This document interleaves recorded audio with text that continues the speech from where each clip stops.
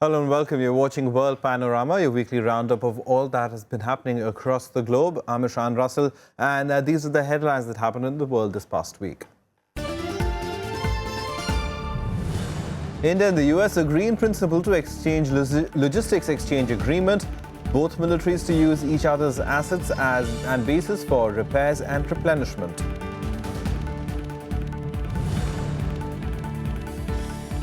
All eyes on the New York primary as key contest looms for Democratic presidential hopefuls Hillary Clinton and Bernie Sanders.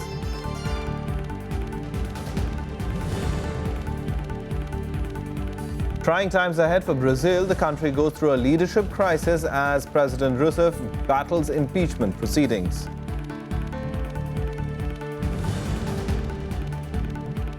And 2 years after their abductions, some of the 200 kidnapped Nigerian schoolgirls seen in a new video, parents renew protests for their rescue.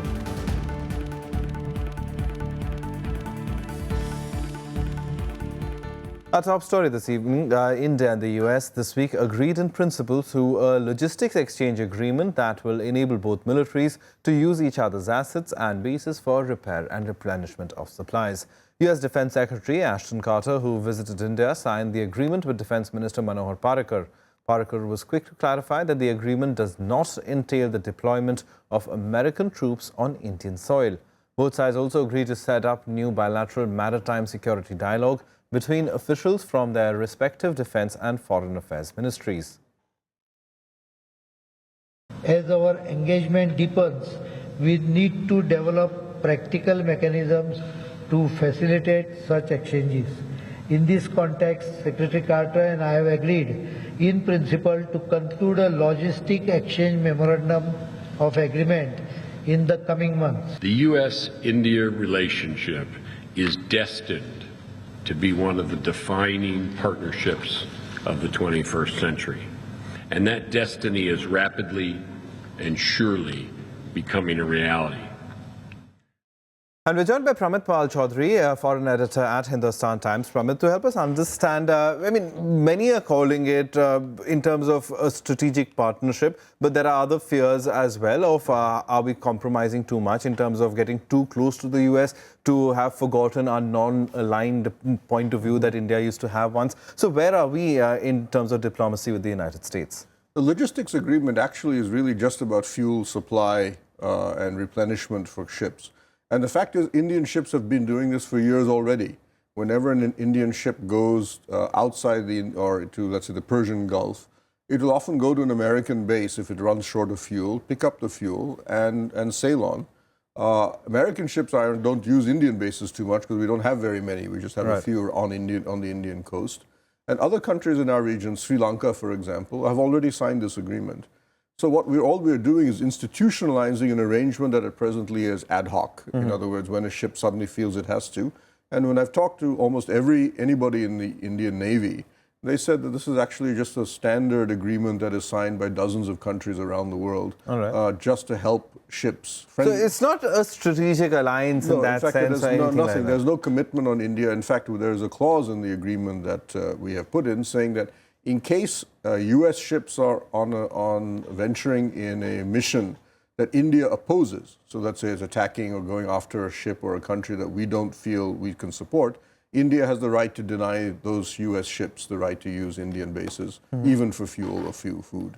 Okay. But talking about the larger picture of Indo-American relations now, while there has been increased interactivity at the real top leadership, at the ground level, are these the kind of incremental changes that we're talking about in the relationship of the two countries getting much closer? Because Prime Minister Modi has also come in for a little bit of criticism as far as dealing with America, that we're getting too closely aligned to America and American interests. Well, I would actually say that compared to, let's say, Manmohan Singh's UPA 1 government, we are actually a further distance from the United States. Under Manmohan Singh, when we signed the nuclear deal, and with the Bush administration, we were unusually close relationship between the two countries. Even in the Vajpayee government, we contemplated even joining the war we offered bases, literally offered military bases for U.S. aircraft who were bombing Afghanistan against the Taliban under Vajpayee. We also even contemplated the possibility of joining the U.S. coalition against Iraq. Now, compared to what we have right now, we have Obama, who's actually in India and differ very strongly, for example, now in Afghanistan. He's actually now supporting the Taliban. He wants the Taliban to come to power in Kabul as part of his attempts to withdraw from Afghanistan, which we oppose. He is providing weapons to Pakistan in a manner we're not very happy with. So that's been a long-standing U.S. policy. The area, so on AFPAC, or should we say, and even on West Asia, there's a fair amount of disagreement now, much stronger than it was in the past, between Modi and Obama. We tend to agree on the Indian Ocean a lot more, because partly America's basic view is that we're pulling out of the Indian Ocean and you should take our place, preferably you rather than China. And on the South China Sea, while we agree in principle with the American position to oppose China, we have said, other than rhetoric and diplomacy, we're not prepared to go any further. Okay. So I would actually argue Modi has been relatively careful in his relationship with the United States. And I think he's right to do so because, one, Obama is now a lame duck president. So there's almost no point in going too far in your policies with a president whose basically authority is gone in the next few months. And by November, will be out of the White House. So you really need to hold back and wait to see what the next U.S. president comes in with. And if the next U.S. president right now, nobody's certain who it will be. And the positions of the candidates are radically different on what their foreign policy should be. And they keep changing as well. And they keep changing, yes. So, but just talking about the larger picture, we've spoken about incremental change, I guess. That is what is happening in the relationship between India and the US. But in terms of relationship, for example, this nuclear security summit that happened, in that summit, America named India along with Pakistan as a concern in the region, while Prime Minister Modi was himself talking about the fact that India's nuclear assets are much more secure than perhaps any other country in the world. So these contradictions, is that also just rhetoric that will go on between the two sides, or do we see a hardening of stances? Well, I think on the Nuclear Safety Summit, Obama's administration has incorporated a large number of the nuclear non-proliferation lobby who actually opposed the nuclear deal under Bush. They were mainly on the Democratic side, and many of them then joined the Obama administration. Have always been unhappy with the nuclear deal that Bush signed with us. They can't overturn the deal, but their view has always been that India should have been made to commit far greater in terms of the degree of inspection and monitoring of India's nuclear facilities. Bush was willing to allow us a pass on that. Obama's never been happy, though to be fair, he's only made rhetorical comments on that front. But what we have been more concerned about is that Obama's attempts to secure Pakistan's nuclear safety issues has led him to concede many other things to Pakistan, including trying to strike a nuclear deal with Pakistan, which India has very strongly opposed, arguing that Pakistan's nuclear safety record, given AQ Khan and so on, is so terrible that how can you possibly give these, or reward them for this? And it's another area of major difference between Obama and Modi, or between India and the United States. Fortunately, I think, as far as India is concerned, Obama's authority is waning so rapidly, he probably will not be able to give Pakistan the deal that he hopes to do so. All right, on that note, we'll have to wrap it up. Thank you very much, Pramit Chaudhuri, for coming in and helping us understand the changing relationship between India and the United States a little better. Well, staying with news about the United States now, ahead of next Tuesday's New York primary, Democratic presidential hopefuls Hillary Clinton and Bernie Sanders exchanged heated debate at CNN's Primetime event. Both candidates traded barbs on their qualifications for the presidency. The debate also featured major issues, including Wall Street reforms and gun control laws.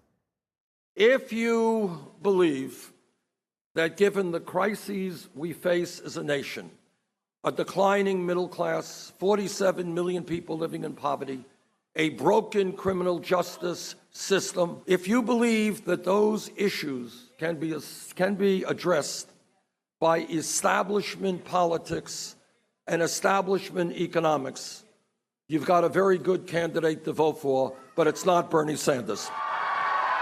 Ahead of the crucial New York primary on Tuesday, heated exchanges were witnessed between Democratic presidential hopefuls Hillary Clinton and Bernie Sanders. Sanders cast doubt on Clinton's judgment and credibility, while Clinton hit back at the Vermont senator, saying he lacked experience and pragmatism.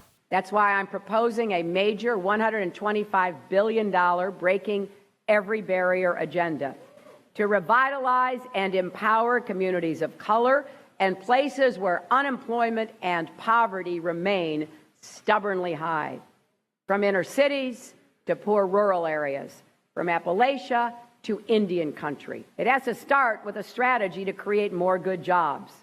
Issues including gun control, Israel and Wall Street reforms surfaced during the debate, among other topics. Sanders criticized Clinton for her financial ties to Wall Street, besides taking potshots at her for supporting the Iraqi war. And I'm going to do everything I can to take on the gun lobby and to try to save lives, the lives of the children of women like this and the sisters and the brothers and the daughters and the sons of so many others. But on the ground, voters in New York City are divided. For Secretary Clinton, New York is home. She's got to do well here. The population that she generally does well with in primaries. Lots of African Americans, lots of women over 40 are here in large numbers and tend to vote in Democratic primaries. Bernie Sanders picks up steam here, does well. It'll be a problem for Secretary Clinton. Why? She's going to have a lot of explaining to do to Democrats all over the country, and the Republicans will be, frankly, rejoicing. With 247 pledged delegates at stake, New York City is among the most significant nominating contests before the Democrats' July convention in Philadelphia. So far, Clinton leads Sanders by 251 bound delegates to the July Democratic Convention, where 2,383 delegates will be needed for the nomination. The New York primary could either help former Secretary of State Hillary Clinton consolidate her status as Democratic frontrunner or hand a significant victory to rival Bernie Sanders. Bureau Report, Rajya Sabha TV.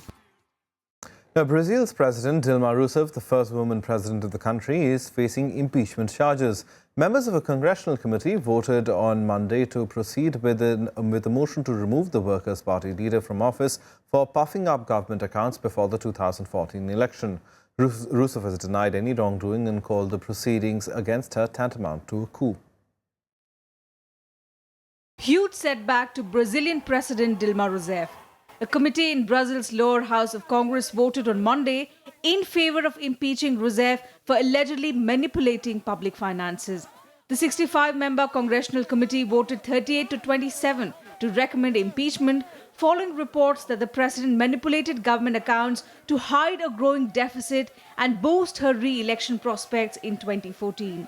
Opposition lawmakers say Rousseff's impeachment will set an example in the country's history of having acted against one of the biggest corruption scandals centered on state-run oil company, the Petrobras. Nós esperamos que o impeachment seja uma presença importante na vida da sociedade brasileira e a gente possa ter mudanças. E essa mudança a gente realmente olha para o futuro com uma luz no fim do túnel, porque essa presidência, se ela se mantiver no poder, não terá condições de governar. A tragédia da má gestão que nós estamos vivendo no país hoje. The government, on the other hand, is focused on convincing lawmakers to vote against impeachment or abstain in the full House vote. The ruling party called it a coup against their democratically elected president. Não há crime de responsabilidade, mas tenta dar uma aura jurídica ao golpe constitucional que tentam praticar. The issue has deeply divided Brazil. Supporters as well as opponents of the embattled left-leaning president gathered in the Brazilian capital on Monday. Bracing for clashes, the police tightened security. Bureau Report, Rajya Sabha TV. The fallout from Panama Papers rolls across the globe. The police in Panama raided the headquarters of the law firm Mossack Fonseca, that is at the center of a massive data leak. This comes even as tax officials from more than 24 countries met in Paris to initiate a global inquiry into the revelations from the trove of documents. Raids at the Mossack Fonseca office in Panama, the law firm at the center of a massive documents leak scandal. Authorities say they look for documents establishing the possible use of the firm for illegal activities. With Mossack Fonseca saying it is cooperating in the investigation, searches would also take place at the subsidiaries of the firm. The raid comes at a time when the Central American nation is looking to clean its image of being a tax haven after the papers leak. The nation also urged France to reconsider its decision to put the country on a blacklist of uncooperative tax havens. El gobierno de Panamá ratifica su posición y le solicita al gobierno de Francia, con firmeza y con respeto, que reconsidere. Authorities in Peru had also raided the law firm's offices in Lima this week. The leak of 11 million records, the largest document leak in history, shows how Mossack Fonseca may have helped people across the globe to set up shell companies and offshore accounts. The documents implicate scores of world leaders, politicians and celebrities, with many countries probing possible financial crimes individually. On Tuesday, the European Union also demanded greater tax transparency from multinationals, putting forth a new plan to tackle corporate tax avoidance. That if they are paying taxes outside the EU, in countries, in jurisdictions that don't abide by international good governance standards on tax, that multinationals would have to publish the same detailed information as for a European country. Meanwhile, a number of countries, including India, exchanged views and explored mechanisms for cooperation on tax evasion issues during a special meeting called by global economic body OECD on Panama Papers disclosure in Paris. Bureau Report, Rajya Sabha TV. Time for us to take a short break. Lots more on the other side. Do stay tuned.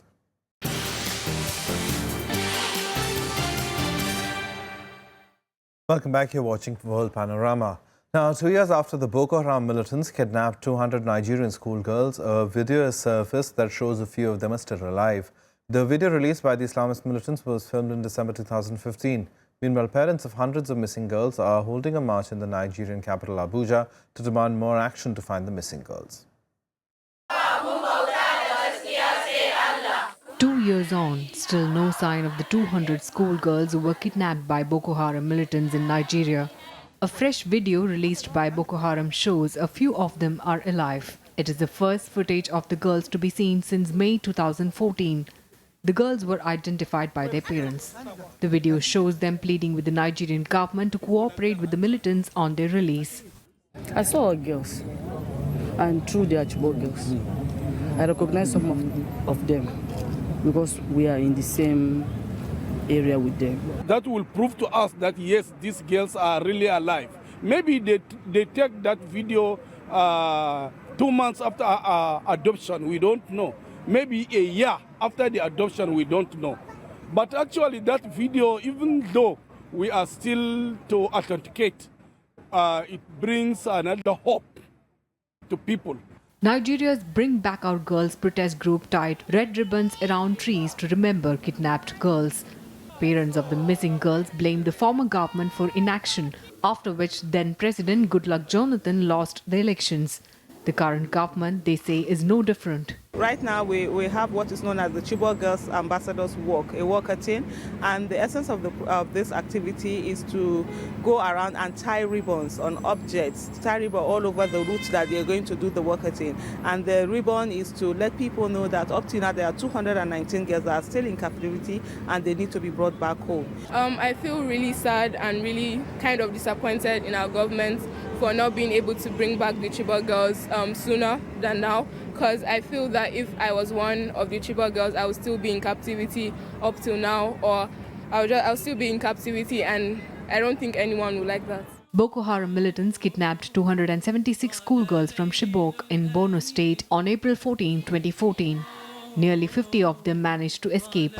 Boko Haram's leader Abubakar Shekau demanded a prisoner exchange for the kidnapped girls.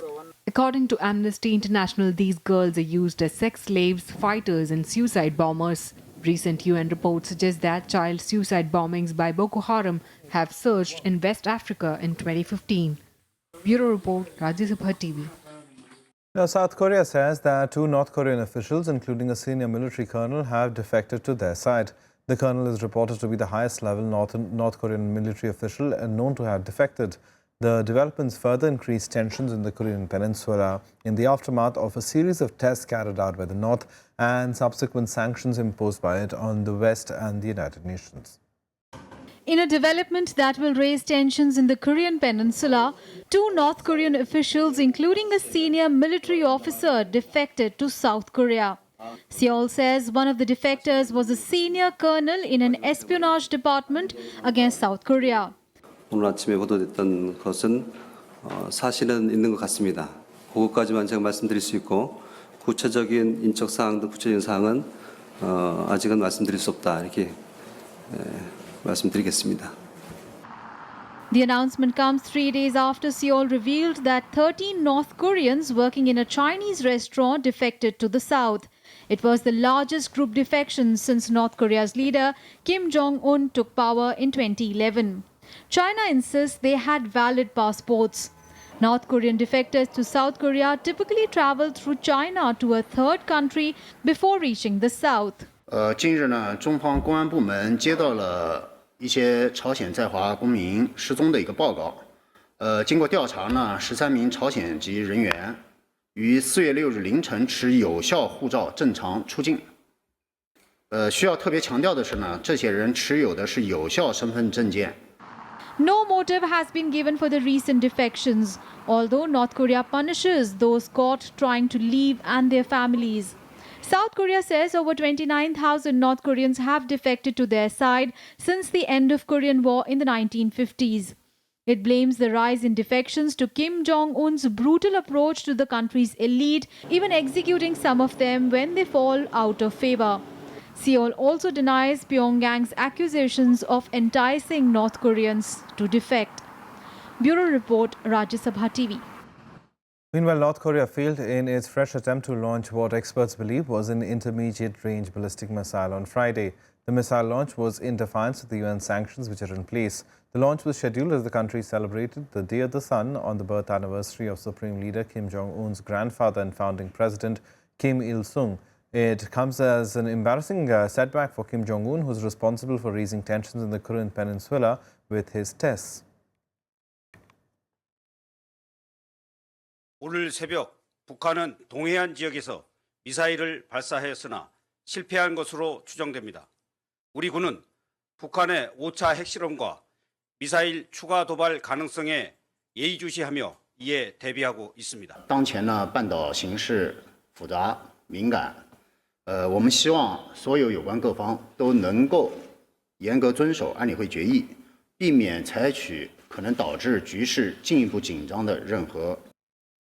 Now let's take a look at some other news-making events that made headlines around the world this week in Globe Watch.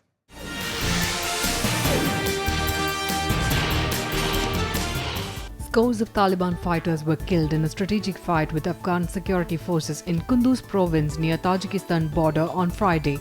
Taliban militants launched the offensive to seize the Kunduz province.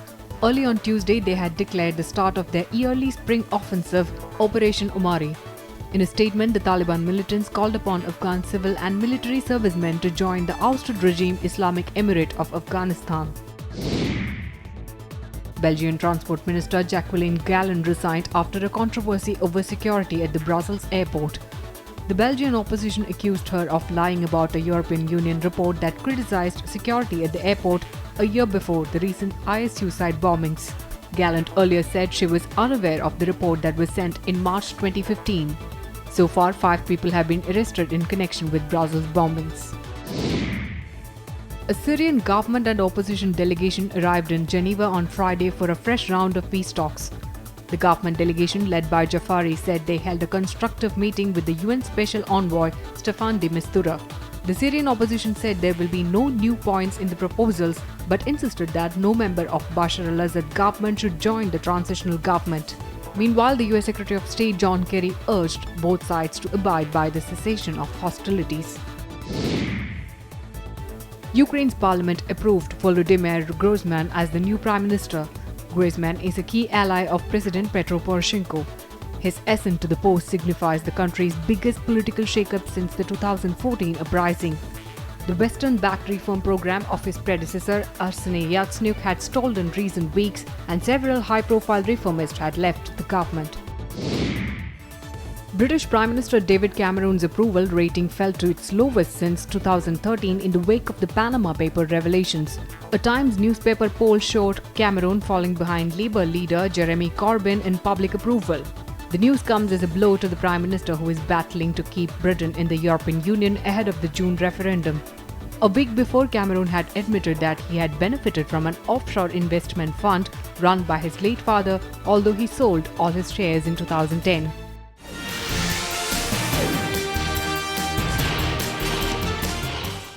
Let's shift gears and bring you up to speed with all the sports news you might have missed this week in Sports Action.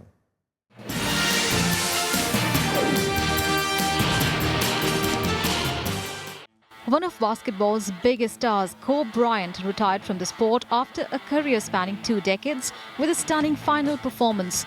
He scored 60 points to help the Los Angeles Lakers make a dramatic comeback against the Utah Jazz in California. Bryant spent his entire career with the Lakers, winning 5 NBA titles and recording the 3rd highest total number of points in the sport. Tickets for his final match changed hands for up to $27,500. Addressing the crowd after the game, he said it was crazy to end on such a high note. Liverpool added another fairy tale comeback to their history books as they fought back from a 3-1 down against Borussia Dortmund to reach the Europa League semi-finals after Dejan Lovren's stoppage time winner secured a 4-3 win. Lovren rose at the far post to head home in the first minute of the added time, recalling memories of Liverpool's 2005 Champions League final comeback from a 3-0 down against AC Milan and propelling them into the last 4 with a 5-4 aggregate victory. Holders Barcelona suffered a shock Champions League exit as Otan Griezmann's double sent Atletico Madrid into the semi-finals. Barca arrived in Spain's capital with a 2-1 advantage from the first leg, but poor defending allowed the unmarked Griezmann to power home his first. Griezmann also scored a late penalty after Andres Iniesta handled the ball inside the box. The defeat ended Luis Enrique's hopes of securing a La Liga, Champions League and Copa del Rey treble, while Atletico joined Bayern Munich, Manchester City and Real Madrid in the semis. Bayern Munich secured a 5th consecutive Champions League semi-final appearance by battling past Benfica to a 2-2 draw and going through 3-2 on aggregate. The Portuguese side, trailing 1-0 from the first leg, gave themselves hope when Raul Jimenez headed them in front in the return tie at home.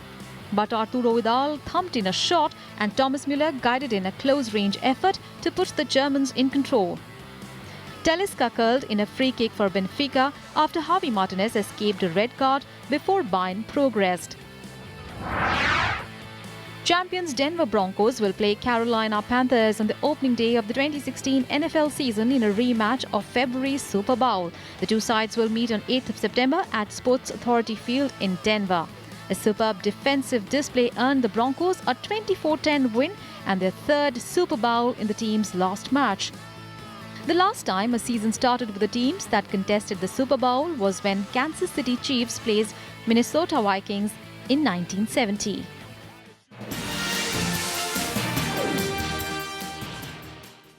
Now, the Water Festival kicks off in Myanmar, and Myanmar celebrated Thingyan, or the Water Festival, as similar festivities kicked off in the Southeast Asian region. People gathered in downtown Yangon near the Sule Pagoda for the celebration that started with a traditional dance performance. Thingyan, or the Water Festival, is a unique festival only in the Southeast Asia region. We leave you with images of this festival. Thanks so much for watching.